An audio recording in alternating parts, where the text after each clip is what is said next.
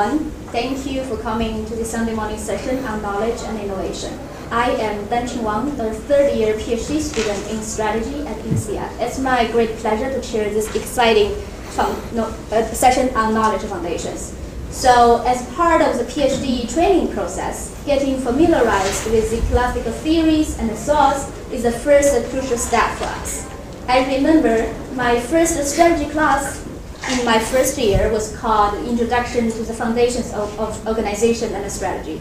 So from that class, we got to know the important theories which addresses the questions in strategy areas, such as why do firms exist, how do they compete, and what's the relationship between firms and their environments, etc. Most interesting and helpful exercise in that class we had is that each one of the participants needs to produce a visual presentation which maps out all the important relationships among all the readings in each session, which we call the mapping exercise. So on the map, we normally include the author's name, publication year, number of citations of his work, which gives us the basic idea of the popularity of his work, and also the basic assumptions and important concepts, etc. Also, by mapping out the referred research of that work and also the work that is built on his publications, we come up with our own giant intellectual map which traces the evolutionary tracks of the particular field. So that exercise significantly improves our understanding of the strategy area and also lays us the important foundations for our future research and study. So starting from this year, we are extending and replicating that idea to the SMS meeting. We are extending the idea because the SMS meeting is more exciting than the practice we had in class where we can only read the papers and count the citations. The SMS meeting actually provides us a platform to meet people who actually wrote them. So today, as in the first foundational meeting, it is our great honor to have Professor Sidney Winter with us. I'm pretty sure that everybody in this room would know Professor Winter before, but as a duty of the chair, I still would like to give a brief introduction. So Professor Winter graduated with a PhD degree in economics from Yale University in 1964, where my mom wasn't even born at the time. So, and then he has worked in many world-leading research institutions such as Rand Corporation, Yale, UC Berkeley, and the University of Pennsylvania, etc. As one of the most influential scholars in management area, he has published many important works in evolutionary economics, in knowledge, in organizational learning, etc. His classical book, An Evolutionary Theory of Economic Change, has received a total citation record of more than 18,000 on Google Scholar. So undoubtedly, Professor Winter's work is the foundation for strategy. So today, we are going to do a live interview with Professor Winter on the stage. The questions have been collected in advance from the interested audience group and also from our panelists. So due to time constraints, we are unable to ask all the interested questions to Professor. And I know that probably you would have many other questions during the slot, but you are welcome to stay longer after the session to interact with us more, and also your comments and suggestions about the format of this meeting, the format of this session, the interactive session, are also highly appreciated. So I should stop and hand over to my colleagues, Afonso and Maciek, who are also PhD students at INSEAD, and let's warmly welcome Professor Winter. Thank you.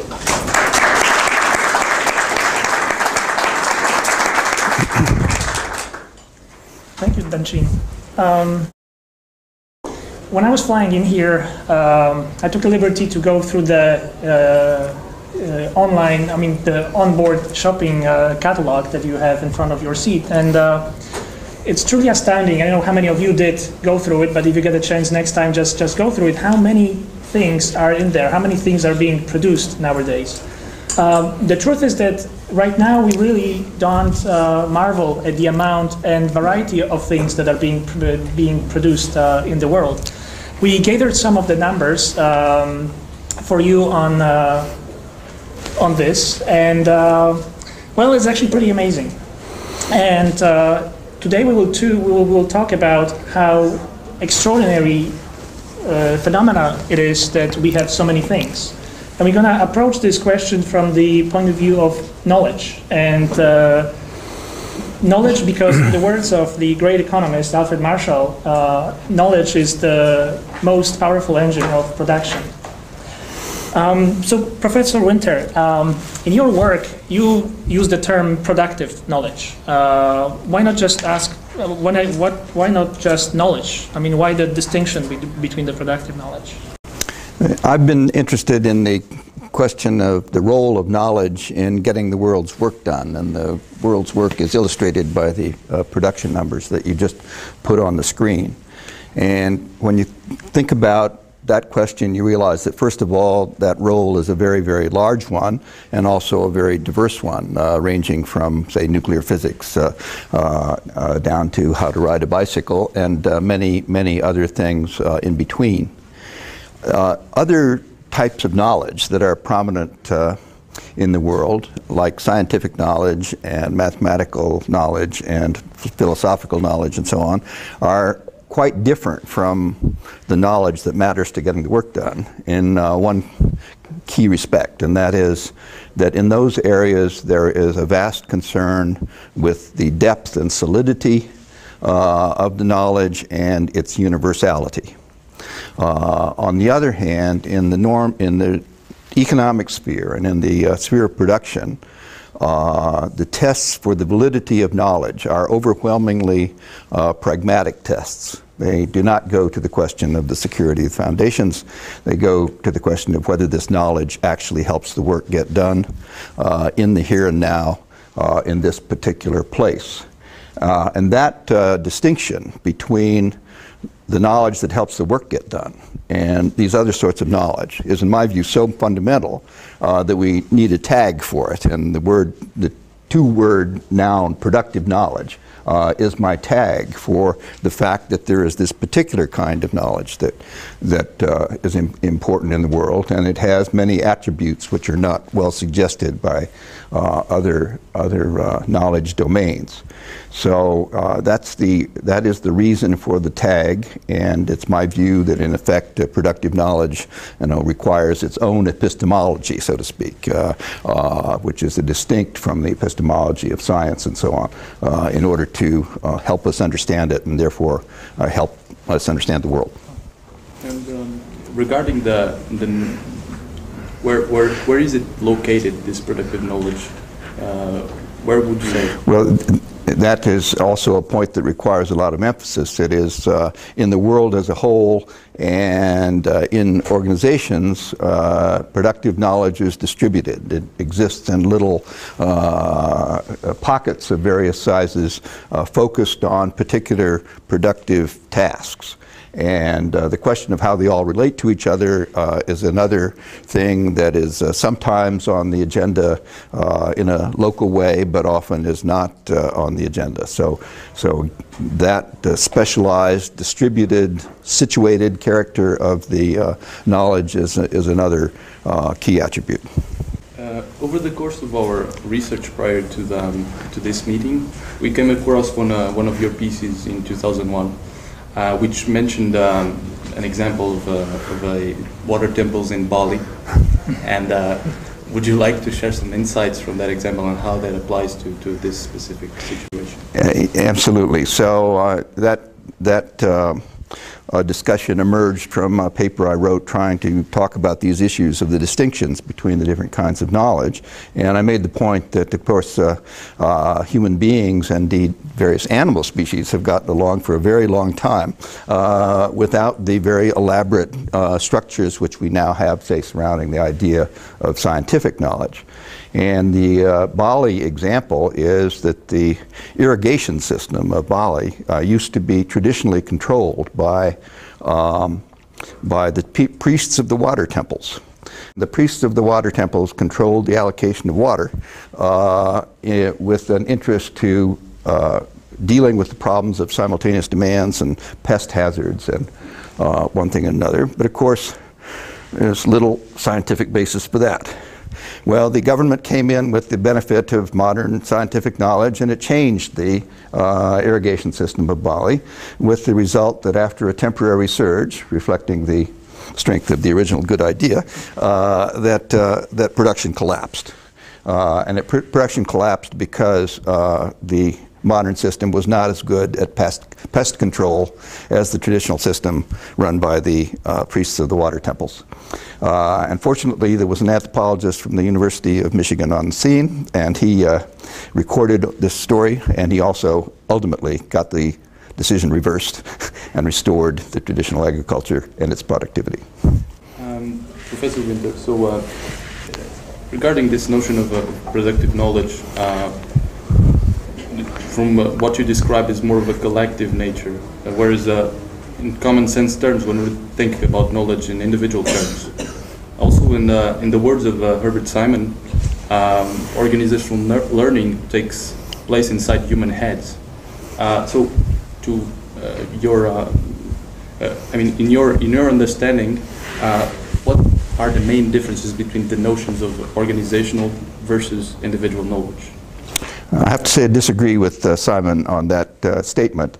I might say that, to be fair to the late great man, he followed, as I believe, those words with some words of qualification, which were, to my mind, more accurate on the subject than the original statement was. And those qualifications start from the fact that although those individual heads are obviously very, very important, they operate in organizations in a shared context, and they have, to some degree, shared experience in that context as well. And the shared context includes all of the artifacts, typically the property of the organization, with which they are systematically surrounded, including, very importantly nowadays, computers. And other devices of external memory, which are very useful to the individual heads that Simon featured. So those things make a tremendous difference. As for the shared experience, it's the shared experience that ultimately lies behind organizational routines, and organizational routines are the expression of what experience has done for your coordination. You know, how you got to a reliable, systematic way of doing things that permits the knowledge and contributions of different participants to be effectively coordinated. So together, the factors of context and experience create something at the organizational level which clearly transcends the individual contributions in a significant way. So, Professor Winter, one of the biggest contributions of your work to the knowledge of organization is this notion of routine. Can you tell us a bit more about what the routine is and what functions does it perform in the organization? As far as the function is concerned, I just suggested the central function that routines play is that they provide a pattern of coordination which can be reinstantiated, reinitiated, repeated without having to go through the process of actively coordinating the activity and doing the original learning over again. So in that respect, organizational routines are, as we say in the book, they're analogous to individual skills, and one way of thinking about organizational routines is as multi-person skills, in which the cues that are guiding action are being passed back and forth in a group of people. Beyond that, as you may know, I have in the past resisted the idea that the concept of organizational routine required a sharp definition. It's out there in the world. No kid ever learned to recognize a doggy by reading a precise definition of a doggy. Somebody pointed out the doggy. And that actually, you know, the running through the examples is actually the best way to understand the potential reach of the concept. And I have said, so that what you ought to think about is you ought to think about the attributes you're looking for. You're looking for repetitiveness, multi-person, relatively automatic, that is to say, more complexity in the performance than is signaled in the initiation, relatively reliable relative to context in terms of producing results. Those are kinds of attributes you can try to assign or look for in the world, and I think that's a better guide than an attempted sharp definition. Also in your book you mentioned that routines perform an important role of being kind of a truce in the organization. Can you tell us a little bit more about what you mean by the truce? Absolutely. I'll reveal the historical background of the idea of routine as truce, which is that I was sitting in a faculty meeting at the Yale School of Management one time, and there was a discussion underway about the possible change of the curriculum. And with the change of the curriculum would become with some new assignments of teaching credit and some new teaching credit for various subgroups within the faculty. And this discussion becomes extremely heated. People are not at all willing to consider easily the notion that their course might be removed from the core or something like that. And so it's this rather heated discussion, and a level of conflict within the group appears. I'm thinking, why is that? And that I started to think about this fact, that is that when a lot of questions which involve conflicting interests within the organization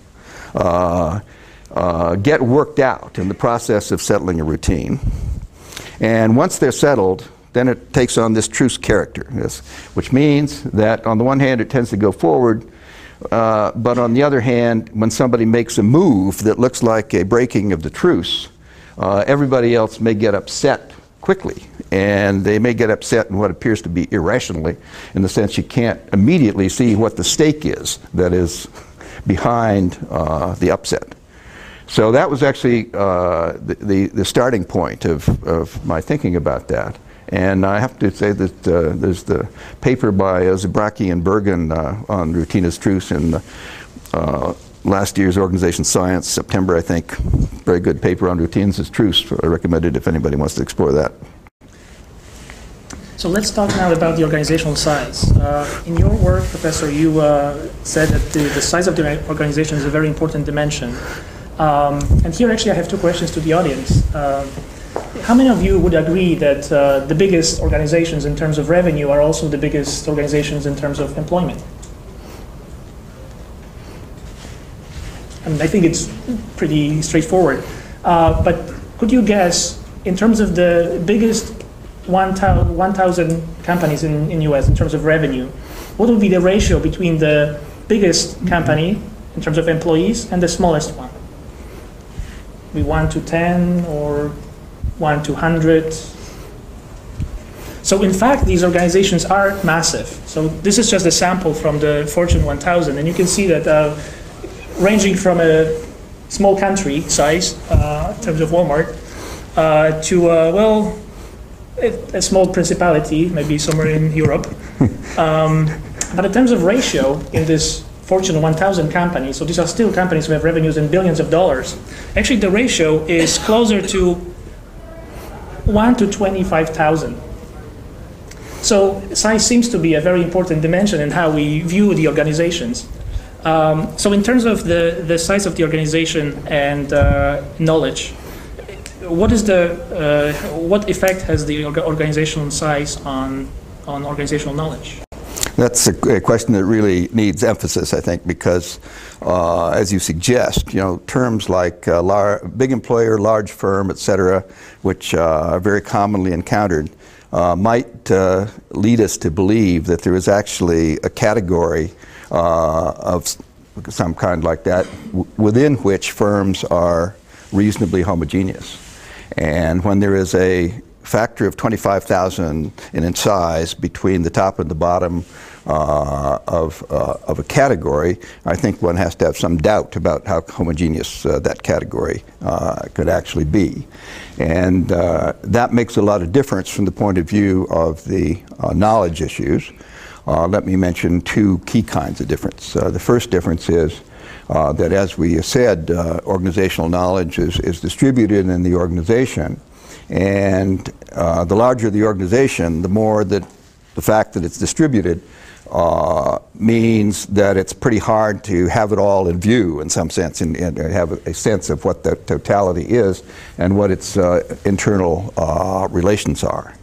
And then the second point is there's a fundamental point about informational economies of scale. It says the term is information or knowledge is non-rivalrous in use. You don't have to create the original again in order to use it again. And that fact means that for anything involving information or knowledge, scale is potentially a tremendous advantage. And large companies can carry, there I go, right there, I used the category. Large companies can afford activities in the knowledge domain which are far beyond the means of the small companies and get much greater economic benefit from them because they can apply the resulting knowledge on a very large scale. So that means that that in terms of who's positioned to do frontier R&D in terms of being able to carry the cost and ultimately benefit, carry the cost and the risk and maybe ultimately benefit, who's positioned to have strong dynamic capabilities, alert to the changing environment and looking for the new opportunities and the new threats. Well, those are things that have costs, and those costs are more or less create benefits for the organization as a whole, and therefore they are much more easily borne in large organizations. And sometimes, some of that we see those advantages clearly reflected. Sometimes I think the large organizations underestimate the power of that fact and don't do as much as they could with the intrinsic economic advantage that they have. Professor Winter, also within this subject, we know that size tends to go hand in hand with diversification. So what would be the consequences of diversification to organizational knowledge? Well, diversification creates, as I said, a more extreme form of the issues associated with the fact that knowledge is distributed in the organization. And so that means that so far as any knowledge issue is concerned, managing the organization as a whole is going to tend to get harder and harder the more diversified that organization is, right? So there are organizational responses to that challenge of various kinds. One of them which is to kind of, in some sense, keep the top management out of the knowledge business related to the divisions and let them focus on other functions. And then another thing which I should mention is that the character of the diversification matters, because there's related diversification and unrelated diversification in many degrees. And David Bryce and I have actually got a paper on the underlying logic of capabilities and diversification, which he's presenting tomorrow, I think, tomorrow afternoon. So I thought I should throw in the plug for that. Up until now, we've been talking about knowledge as a static entity, but we know that it's in a permanent state of flux. So, how does organizational knowledge or productive knowledge change? Well, so it changes in a variety of ways. So, there's two major categories I would offer. There's first all the deliberate processes of knowledge change, where somebody in a managerial role is trying to change the organization's knowledge situation, and That would include acquisitions aimed at knowledge acquisition, which is what the Bryson Winter paper is about. It includes the deliberate learning through a sequence of enactments of a similar task, like a replication task or acquisitions or something like that, which Maurizio Zolo and I wrote about under the heading of deliberate learning. And then there's the category of automatic or accidental things, which are knowledge changes that aren't the ones that are being orchestrated. And those include the simple forms of learning by doing, which simple repetition improves skills, and it includes the accidental things, the accidental mutations to the routines, the effects of entry and exit into the labor force on the knowledge and that sort of thing. And from those two processes, one is deliberate, the other one is accidental. I mean, what is your hunch? Which one is actually have more influence on how the knowledge changes in organizations? That's a very good question. I think if we looked at that question in the context of sort of economic history on a fairly large scale, what you see is a lot of deliberate activity creating new starting points or new templates, they would say, for the future in terms of devices, in terms of organizational forms, and so on. And then you see a continuing elaboration and extension of application of those original innovations. And in the latter process, there is a big role for the automatic and the accidental, which can easily be missed. How much actually is happening at that level? There's something called the Horndahl effect, I think it is, which is the expression of that point in manufacturing productivity. So they're both quite important. So we also know that knowledge and innovation are somehow related. And this question comes actually from one of the members of the audience that we received earlier. And the question asks if innovation, something that usually people think of as an accidental process, a bliss or eureka moment, is the innovation the characteristic of an individual or of the organization? Can the organization learn to innovate? Can it develop somehow of a innovation learning curve? Well, both individuals and organizations can learn a great many things that are obviously very useful to innovation. Indeed, it's hard to think of many innovations of any consequence that didn't have a long list of prerequisites in terms of command of the underlying knowledge and technologies and so on that go into this particular advance. So there is, as in going through a college curriculum, probably if you want to get to a point where you could innovate, you have to acquire a lot of these prerequisites.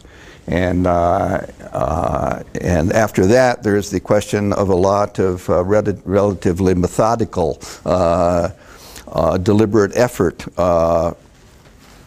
eliminating bad alternatives along the path. That's probably a lot of what Edison was talking about when he said that invention is 1% inspiration, 99% perspiration. Mostly it's the hard work part.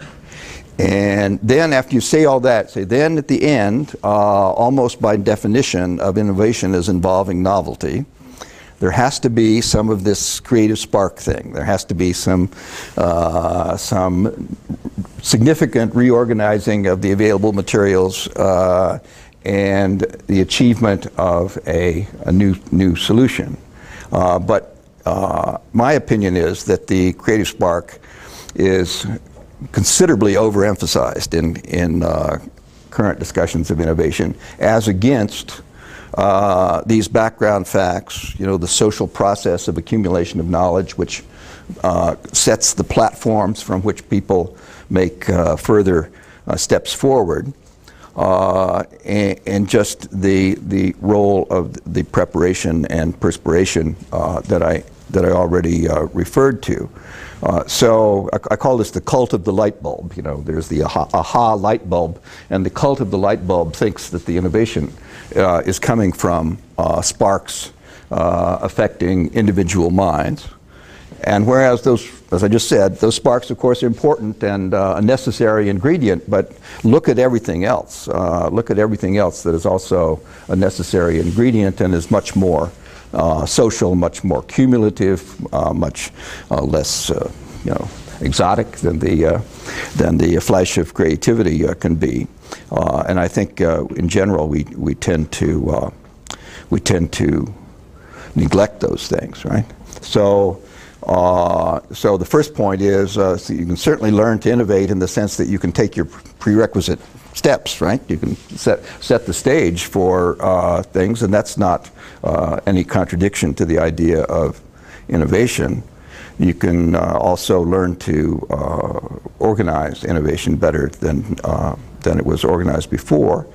So in the end, I think that clearly the answer is yes. It is possible to learn to innovate, notwithstanding the necessary element of the creative sparks. And that is what is going on, and what we talk about under the heading of dynamic capability to a large extent, is that is a learned capacity to carry out innovation. As for the curve, I'm not sure that anybody has placed the record. You could do that. The record in a sort of a learning curve perspective so much. We've come closer to that in the replication studies. Maybe I'm just unaware of that, but that is something one could do. I think there certainly is a measurable progress that could be established, but it's a little complicated to do it, probably. So we've been talking about this issue of knowledge change in the context of organizations, and I would like to steer the conversation regarding what's the role of individuals here. Common sense tells us that individuals are often resistant to change. There's even the saying that the only people that like change are wet babies. But there are also people inside organizations that are drivers of change. What drives the wedge between both? What's the distinction between the two categories? I think there really is a big element of it, individual differences in that picture. That some people, I think it's pretty clear, some people are more exploratory, more adventurous, more willing to venture into the unknown than other people are, and that is probably a very large factor in the situation. But it's not the only factor, because opportunities, opportunities come to people. It's not just the attributes of the people that matter. People are embedded in situations, in organizations, and in history, and so there is some element of being properly positioned to actually see the opportunity to make the organization change. And I think, again, that is probably a big factor.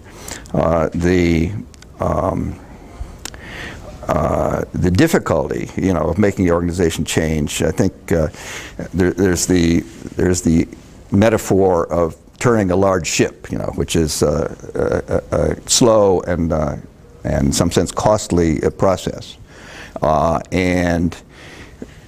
One part of the inertia that makes a large organizational ship hard to turn is the inertia associated with the commitments to the established routines. There are other sources of inertia, but that is certainly one source. So when we're looking for if we're looking for interesting stories about individuals and their roles in change, or the changing paths of organizations, there's a theoretical interest in the question of whether somebody actually got a ship to turn or not, right?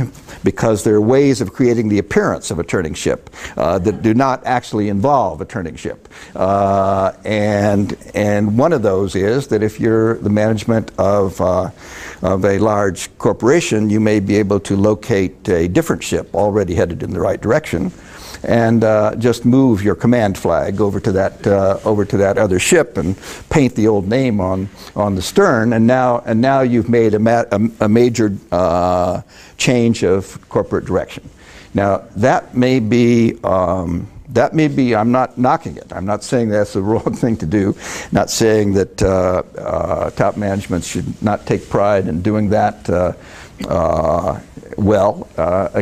occasionally. But and it may be, it may be good for the shareholders, but it's not turning a ship, right? So from a knowledge point of view, if you say, well, the inertia is partly there because of the knowledge role and the commitments to the routines, if we're looking at examples, the first thing we got to do is see through this layer of complexity and see whether it's actually an example of a ship turning or not.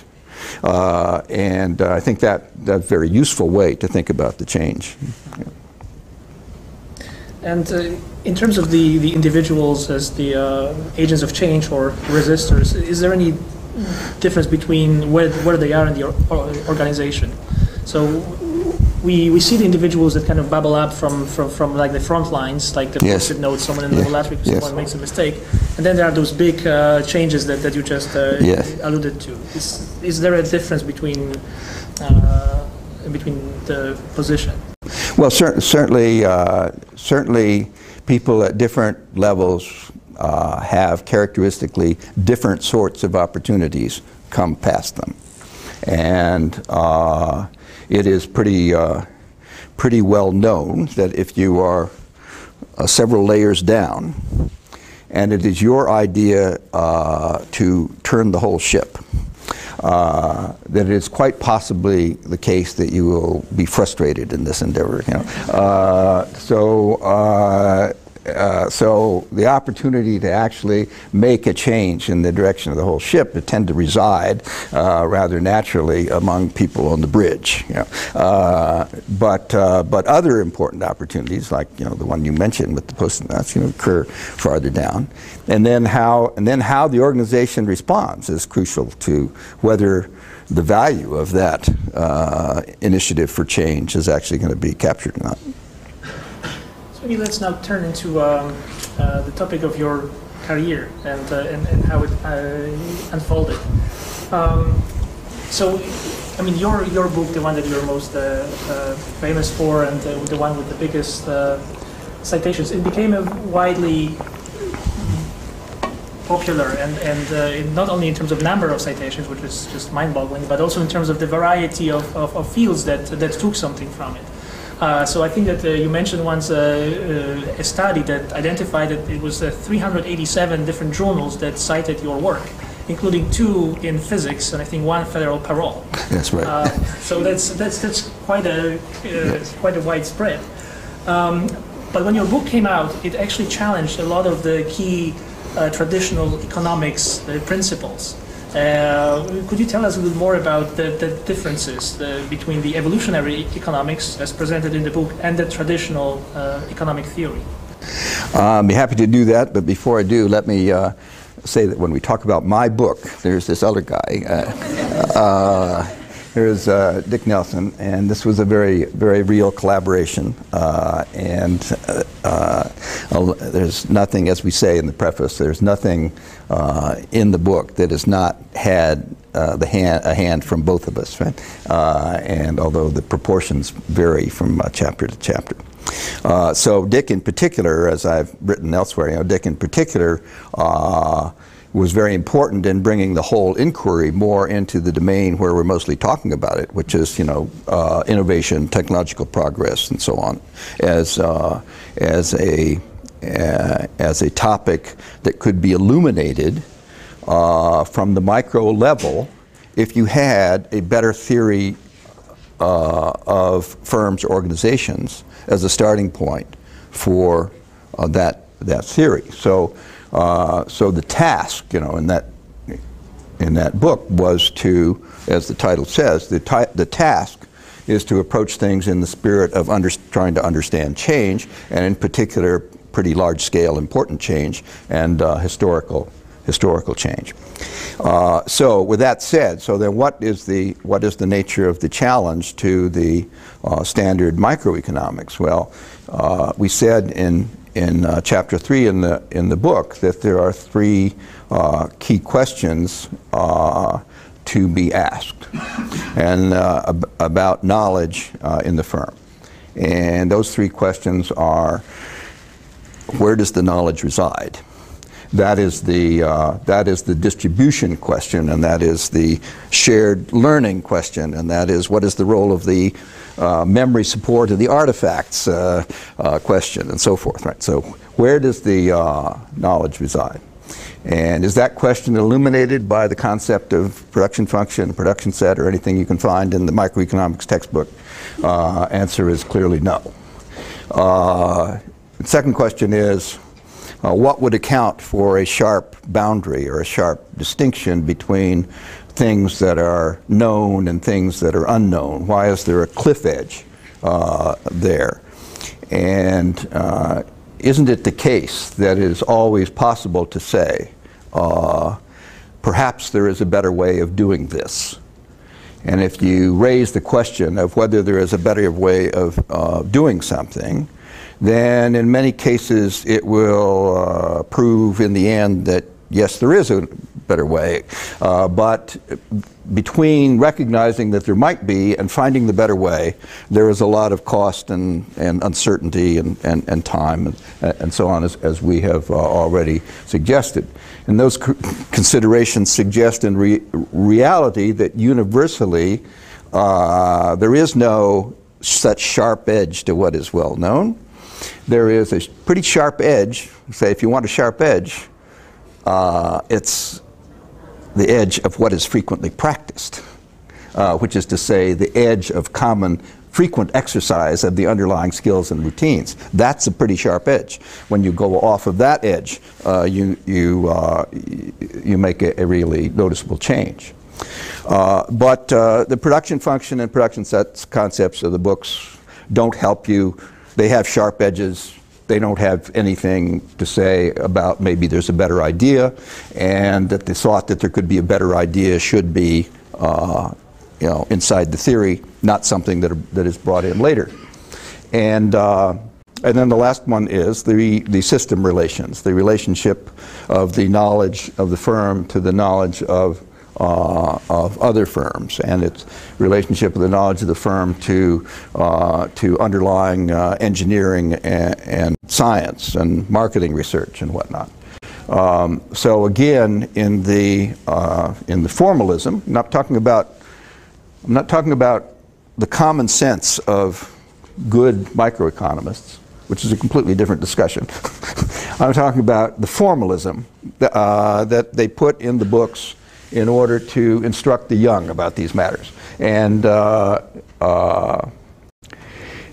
in that formalism, there is very, very little room for the idea that knowledge gets fed from underlying science and advances in engineering, and it gets fed from other industries, and it gets fed from other firms, and that these knowledge flows are a very big, important part of the story.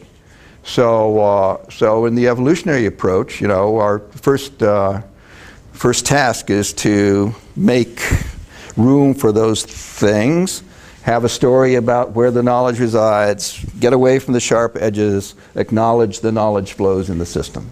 And that is basically what the program that's carried out in that book, and it means that the underlying view of the firm is just radically different than it is in the textbook. Well, as you mentioned, your program is a radical change, and we could just say that it's a paradigm shift regarding new classical economics. And you might have had some challenges getting the message across. Would you mind sharing some stories with us? Well, the early stories were mostly pretty good. The contribution was received at least politely, and it was favorably reviewed in the few significant reviews that it got. There's one review that went on for of many pages that said it was more or less it's the greatest book I ever read in paragraph 1, and then the rest of the review was devoted to taking it apart. But you know that's the reviewer's privilege. Okay, so it was, as I say, pretty polite at the start, and the problem was not so much hostility as indifference, right? The paradigm shift you refer to wasn't going to happen easily. Indeed, the first few years, do you still have yeah, well, those first few years seemed a little discouraging there.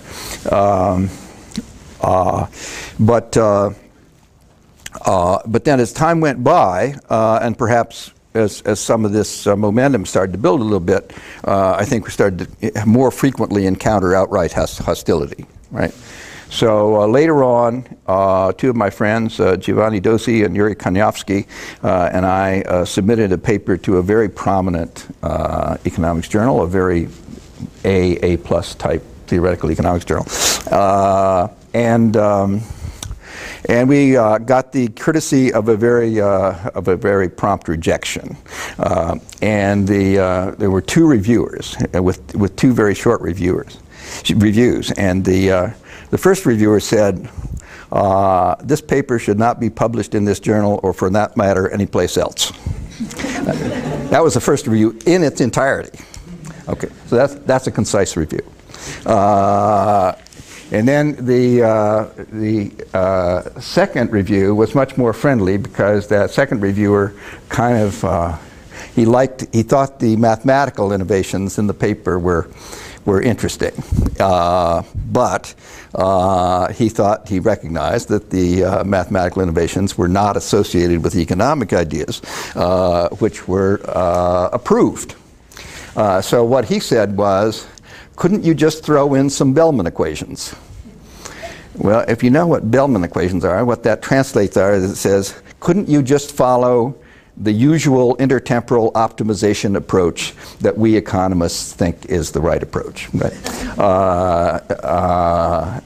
So he would have been happy to have the math, but not without the Bellman equations.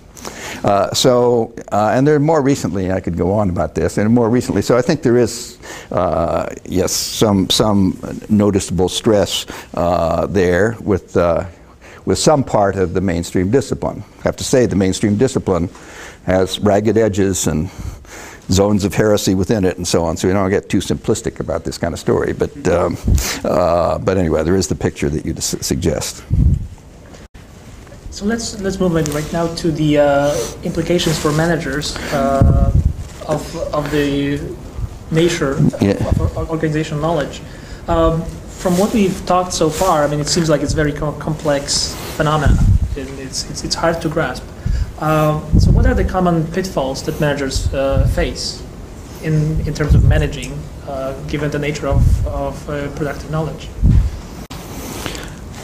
There are certainly some very real hazards. One hazard is that there's kind of an overconfidence hazard at the top level, which goes right back to the first point about why the term productive knowledge, right? It goes back to the point that for an awful lot of real-world production activity, the concern with the depth of your understanding of why anything works is decidedly limited, right? Because the question, as previously said, is, does it work here now? Can we sell the thing and make money doing it? Because of that lack of concern with depth, that means that there is a hazard underneath which says, yes, but if it's just local here and now, what about tomorrow? You know, and what about someplace else? And that is the kind of issue that comes up in the replication studies. And Gabriel and I had a paper in the Harvard Business Review. We're talking in part about these kind of overconfidence issues, imagining that because you can do it, you know how to do it. Wrong, very wrong. And that encourages, you know, some excessive boldness with respect to and a lack of attention to the hazards.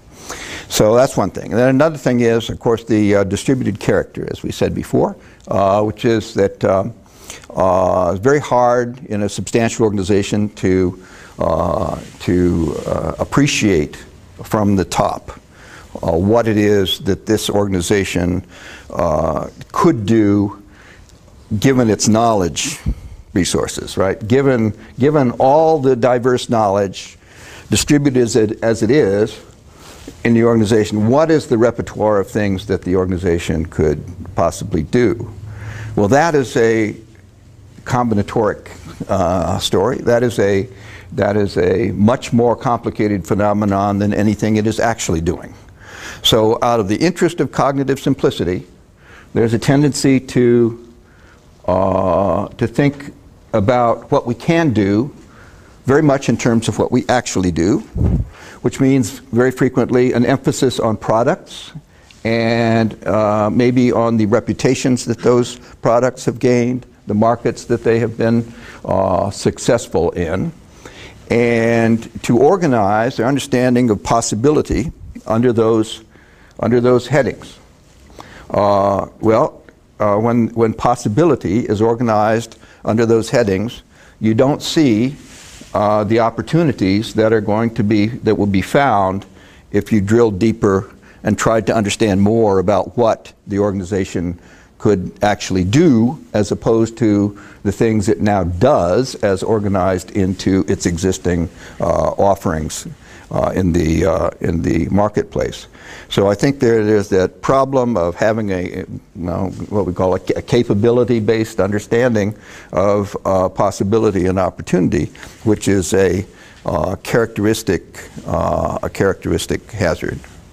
Maybe just one more, and that is, as noted before, you know, the individual heads are not the only part of the organizational knowledge story, but they are sometimes quite important.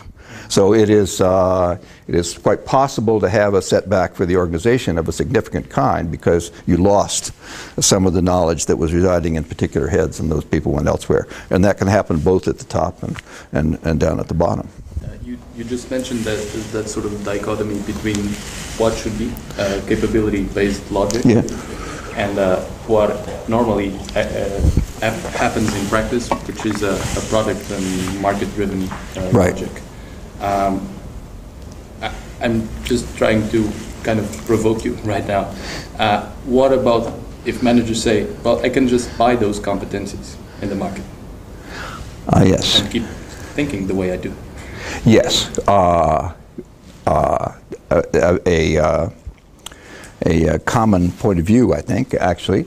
And so there we come back to fundamentals of the resource-based view, and in particular to Jay Barney's critique of strategic factor market stories. And so on the one hand, it's clear that indeed it is possible to bring in new capabilities into the organization by making an appropriate acquisition. Another plug for the Bryce Winter paper tomorrow. So that's clear, and it's often advantageous. But as Jay correctly pointed out, there is a tendency to imagine or to expect, there should be a tendency to expect, that things which are being transacted in the market are roughly reasonably priced. And reasonably priced in this connection means that the capabilities which are being transacted are priced at a level which will result in their yielding only a normal return. And therefore, if you are in a search for an extraordinary return, you either have to have a genuine synergy story, as against the many phony synergy stories that are put forward in defense of acquisitions. You need a genuine synergy story, or you need a capability in its own right of being, in effect, a great trader. Of being able to see a price that is out of line and to arbitrage that market, even though it's capabilities and not commodities. So there are ways, certainly to profit from acquisition, reasonable strategies involving acquisition, but there's also the hazard that when you buy it, it might be priced right. And by contrast then, and this also is really could be regarded as implicit in Jay's story, by contrast, that exercise of thinking within our organization about what can be done with the stuff that we're already more or less know how to do by rearranging, rewiring, and getting to new routines, those things are not visible, not traded in the market, and then therefore in that dimension are a more promising path to profit than the acquisition path. So you just mentioned, we were just talking about the decision to enter new markets, and that seems to be a challenge in itself.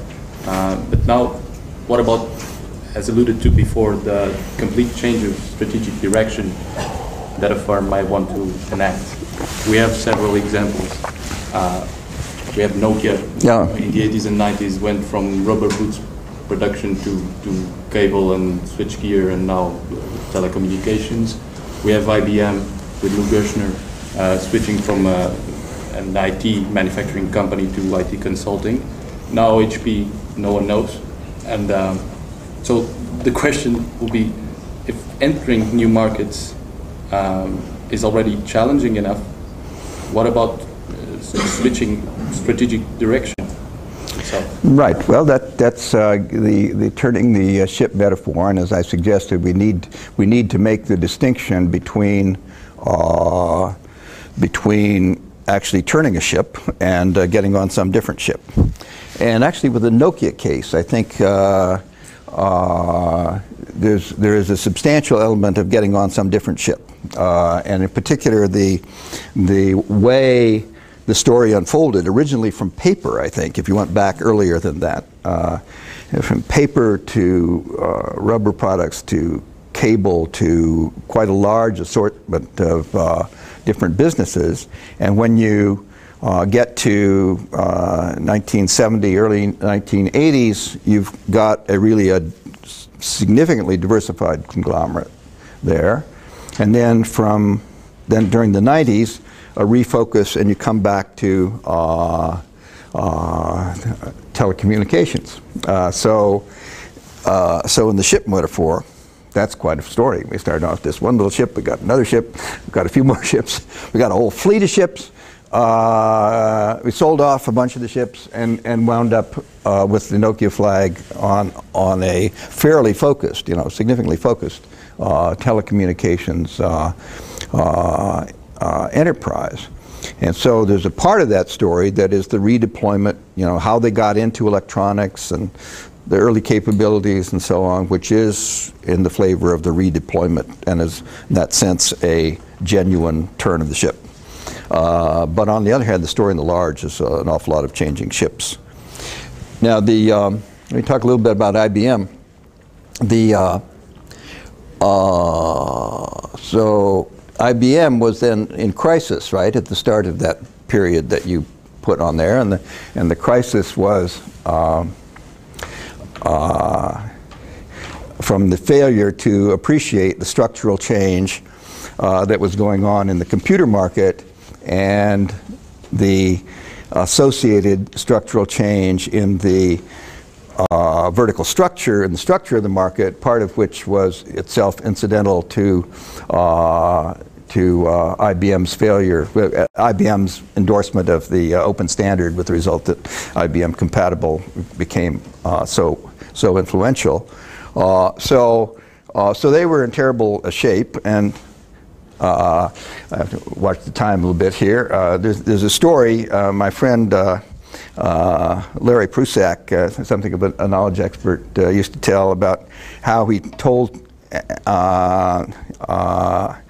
he asked some member of the IBM board how it had been that such a great information company as IBM had seemingly been caught blindsided by the changes in the computer market. And to which the response is, at the board level, we didn't really know it was happening. To which Laurie says, he replied, "You didn't know it was happening? My dog knew it was happening." So there's a curious kind of a story about failed vision there. But so they weather that, and they weather it, in this case, part of the ship that was headed in the wrong direction disappeared from the company, right? And then we grow the rest of the ship, the services and the consulting and all that. So that's that story. But I would refer you to the earlier episode, the transformation of IBM from a business machine company to the leading electronic computer company. And that episode, from the late 30s to the 50s, with the aid of a lot of government contracting, that episode, it may be one of the most convincing turn the ship episodes there is. They really did redeploy a lot of existing capabilities in going from an electromechanical business machine company to an electromechanical computing company to an electronic computing company. And that story is told in a paper by Steve Usselman, U-S-S-E-L-M-A-N, in a business history journal. That's a very good story for this purpose. So, Professor, given the broad range of topics that exist under the banner organizational knowledge, you seem to spend quite a bit of time on the replications issues. Is there a particular reason for that? There's a first leading reason, which is replication in a general sense is a key element of a broad class of evolutionary theories. Depends on how you use the word evolutionary, but certainly biological evolutionary theories as well as economic ones. You know, we talk about variation, selection, retention. Well, the retention across time almost always involves replication. So it had been my intention from the days of writing the book to get into the question of what is really going on behind the idea that organizations can replicate their routines. Which we had, you know, frankly introduced into the theory because the theory needed it. So having thus introduced it into the theory, is that, well, perhaps that should be looked into a little bit. So not much happened though on that front until fortunately Gabriel Zelansky got interested in this question, and when we were working together for a while, you know, I think we learned quite a lot about that set of issues. And so we turned our attention toward replicator organizations, the organizations that not only replicate their routines, but are fairly clearly defined strategically by their competence at replicating their routines in space. There's a large class of organizations like that. And the replicator organizations are the second reason why the topic is important, and that is those replicator organizations are a very big factor in the world. You know, they are shaping the world in a very significant way, most obviously in retail, hotels, etc. but also less obviously in a lot of different spheres. So that's the second reason, and then the third reason is that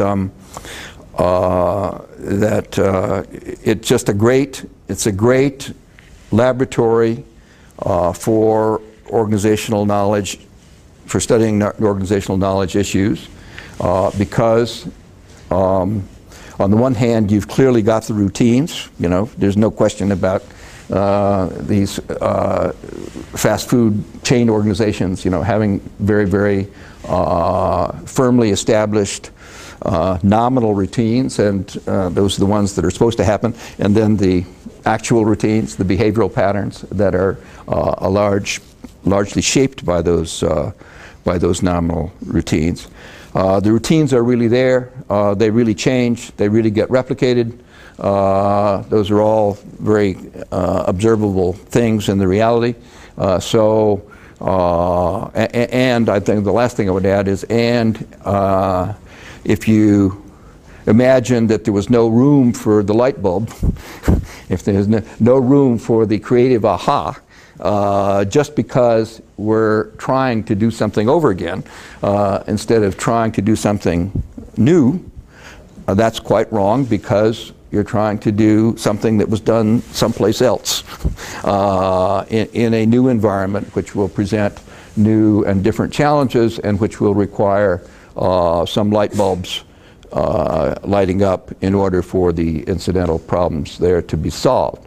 So actually that's another one of my themes, which is across the full spectrum, there's always a mix of practiced behaviors and creative ones of novelty and adherence to previous returns and routines, and we would do better to recognize that and try to parse the mix rather than try to make sharp distinctions between the ends of it.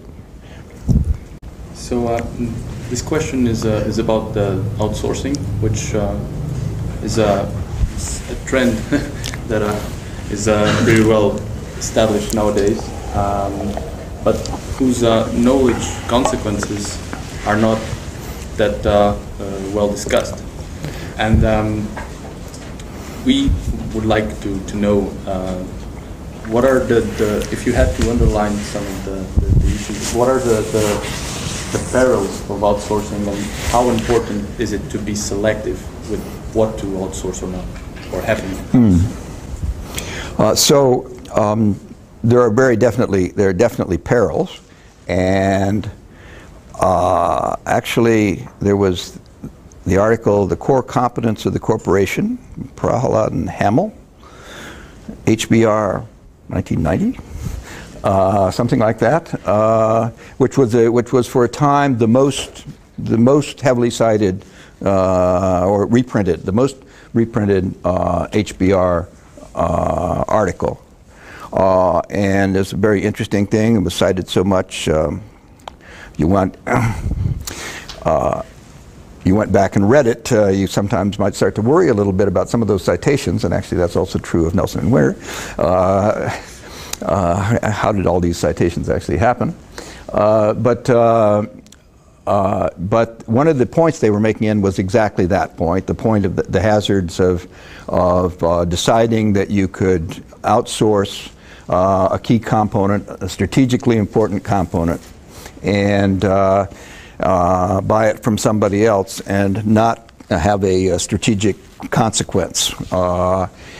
In that the capability development shifts to the supplier, it dies in-house, and if the supplier is aggressive enough about exploiting that opportunity and the component is key enough, that can prove to be a disaster, and that is always there. Now, I think maybe it's due to that article. I think that that point is really quite widely recognized. That is to say, if you're buying the thing instead of making it yourself, unless that domain, that technology, whatever it is unusually static, you have to be very alert to the possibility that the progress will happen in the supplier and that you will not be able to share in it, and you will not be able to reverse the step of having outsourced it, right? So I think that hazard is actually pretty well recognized, and there is some literature. My collaborator Michael Jacobidis has a paper, not with me, a very good paper on tapered integration, which is one of the partial solutions to this set of issues. So that original basic hazard, I haven't attempted to take a census of it. My sense it is recognized to a degree that management responses are more common. But what is the management response? Because because of the enormous advantages of the outsourcing itself, for a variety of reasons, many corporations wind up being as much or more orchestrators of supply chains as they are producers, and that's probably, we could probably say, HP that we just had up on the board, a leading manufacturer of personal computers. Well, yeah, maybe. Let's look into that and see exactly what is happening where, because I'm sure that as in that case, in Apple and many other cases, if you look into it, you see the dramatic global distribution of the capabilities and that underlie the supplies.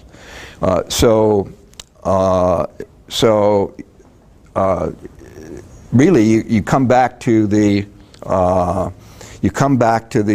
strategic decision to outsource something. In many cases, there will not be a easy managerial answer to the question: how do we maintain competence in being able to trade in this market well, much less make the device ourselves? Right? Because to be a good buyer, you have to know something about what's going on. And so there is a capability there of being a good buyer, which is linked to the underlying production capability. Now, how do you do that? How do you hold on to the option of maybe trying to reverse the step? Possibly that's so implausible you actually can't. So that means that the decision to outsource is a decision to exit the competence permanently, and ought to be seen in that light. Right? So we are almost nearing the end of the interview, but we have the last question we wanted to ask you. Given the characteristics of the knowledge that you just described, that it's distributed, that the top management does not really know everything that's happening in the organization, that the choices are not fully known, is managing an organization more of a lack or a skill?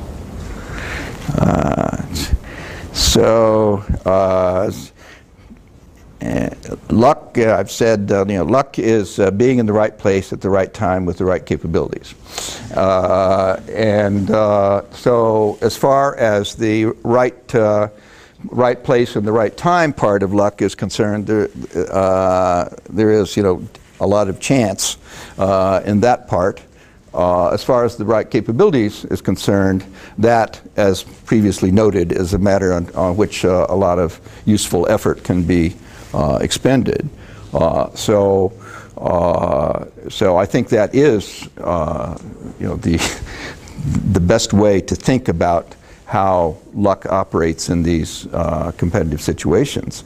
And you could say luck is often nature's way of deciding matters that haven't been decided otherwise, right? So it is the matter, when you try to balance the coin temporarily on its edge, you have a chance device. Nature has not quite decided which way it should fall. That's the chance device, and also for flipping and so on. So what does that say? That says if you want to win at something, the first task is to make sure that you aren't systematically a loser. You have to figure out how it is that you get into contention in this situation so that luck will have its chance. Actually, there's this story about how to win the lottery, and the point is the first instruction is buy a ticket. You know, so you have to be in a position to have luck play its favorable role, and that often will be a matter of a lot of systematic effort. And it's that consideration so visible at the level of in sports at the championship level that makes it so much fun to watch, right? Because you see clashes in great cases like the recent World Series in the U.S. You see clashes between teams of extraordinarily high competence, and part of the fun is watching that high competence, and then another part of the fun is not knowing how it's going to turn out, because it turns out in ways that depend on very small matters, which is to say they are a matter of luck. So this concludes our interview. We're sorry we couldn't bring all the questions that we received from the audience, but feel free to just approach Professor Winter after the session. And from us, we would like to thank you, Professor Winter, for sharing your ideas with us today, and hope to see you around. Thank you.